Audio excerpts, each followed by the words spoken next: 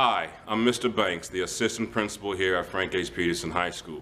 Today I want to talk a little bit about the dress code policy and how it applies to all students here at Frank H. Peterson. Something to consider. What you wear to the beach is not what you're going to wear to a job interview. And what you wear to sleep is not what you're going to wear to a wedding. So think about some of the things that you wear at home around your friends and whether those things are going to be appropriate to wear here at Frank H. Peterson. Ninth graders and for all returning students, remember that you have your IDs with you and make sure they're visible at all times. I wear mine at all times, and if you ever catch Mr. Banks without his ID, you can call him out on it. Young ladies with the stilettos, make sure that they're not more than 3 inches. You young ladies who like to wear the high heels, remember you can't wear those here at Frank H. Peterson. No headwear. For young men and young ladies, you cannot have any type of headwear. So if we see you in the bus loading zone, in the hallway, cafeteria with headwear on, we're going to confiscate that headwear. You probably won't get it back until the end of the school year. Young ladies, make sure that your shirt is long enough to cover your midriff. If not, you're going to be going to see Ms. Turpin in the dean's office to get an extra shirt for today or for that day. Young men, make sure that the pants are above your waist, at or above your waist, and not sagging and showing any part of your underwear. What I just mentioned are some key points. Those were some normal issues that we see on a daily basis when it comes to dress code issues here at Frank H. Peterson.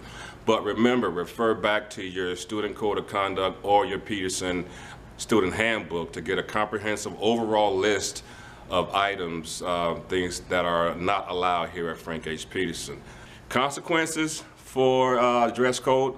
First time is phone call home. Second consequence, basically, you'll get a phone call home, or you'll go to academic focus or in-school suspension with the dean's office. Third offense is also academic focus or in-school suspension. And then on the fourth consequence for dress code, ladies and gentlemen, you will be involved in school suspension or academic focus, but at the same time, your parent has to come in for a parent-guardian conference. Make it a great year. I'm looking forward to seeing all you guys in dress code. Thank you.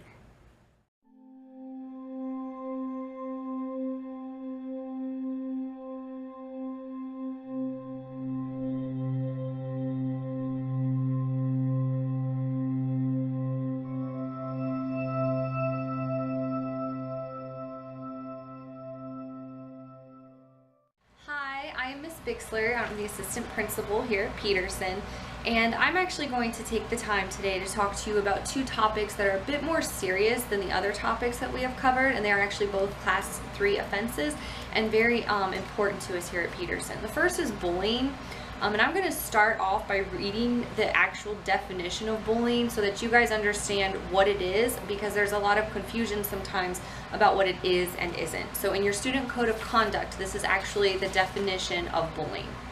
It is defined as systematically and chronically inflicting physical hurt or psychological distress on one or more students or employees that is severe or pervasive enough to create an intimidating, hostile, or offensive environment, or unreasonably interfere with the individual's school performance or participation. So basically, it's intentionally hurting someone physically or emotionally. And this is a class 3 offense, which means even if it's your first offense, you will be suspended for 5 days.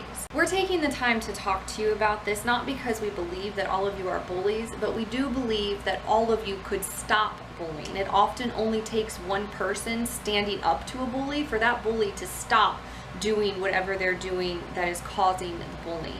A bystander would be somebody who just watches a bully, be mean to somebody, or they laugh when someone is being bullied. And if you just stick up for that student and stand up to the bully, often it'll stop. And so we're just asking all of you, if you would see someone that is being bullied, help them out and stand up for them and stand up to the bully. There are a few things that can be signs that someone is being bullied. A lot of times students are too embarrassed to, they don't want to be a tattletale, so they won't tell someone. But here are some signs you could look for in other students that are being bullied. They might be antisocial, they might cry often, they could appear to be depressed, or they might have a lot of trouble taking a joke. If you're being sarcastic, it might hurt them because they're used to students saying things and meaning it. They might always be on edge or be very short, and they also might miss school often. So if you are being bullied, please tell an adult, and if you see someone being bullied, please tell an adult as well. We can't help you if we don't know what's going on. The second very serious topic that I would like to address is sexual harassment, and this is something that happens rarely, but when it does, a lot of victims are scared to come forward because they're often embarrassed, and they feel like it might in some way be their fault. And so I just want to start off saying that if you feel that you're being sexually harassed, please tell an adult as soon as you can. Confide in somebody, and even if it's embarrassing, tell somebody that you can trust, because these are very serious offenses and we take them seriously. I am going to go ahead and read the actual definition from your student code of conduct, just so you all know exactly what it is.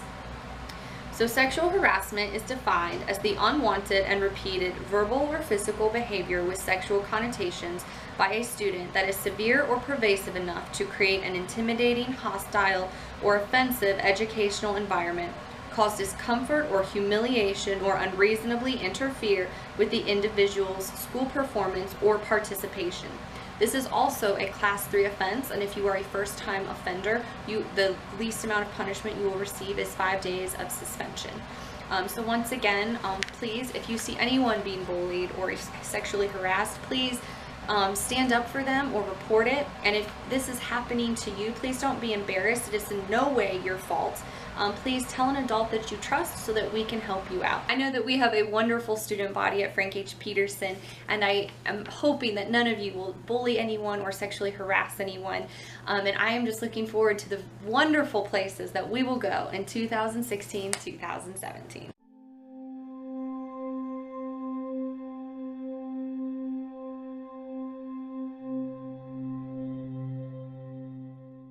Hi, I'm Lynn Turpin, the Dean at Frank H. Peterson. Today I'm here to talk to you about restorative justice.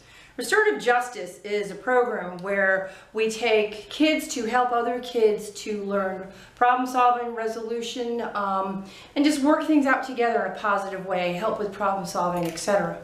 Part of our restorative justice program here at Peterson includes Student Accountability Board, also known as Student Court. Student Court is done by our senior leadership kids. Those are kids that have been selected, vetted, and chosen to represent us doing positive interventions and dealing with consequences from poor choices. There will be level 1 and 2 consequences from the Code of Conduct.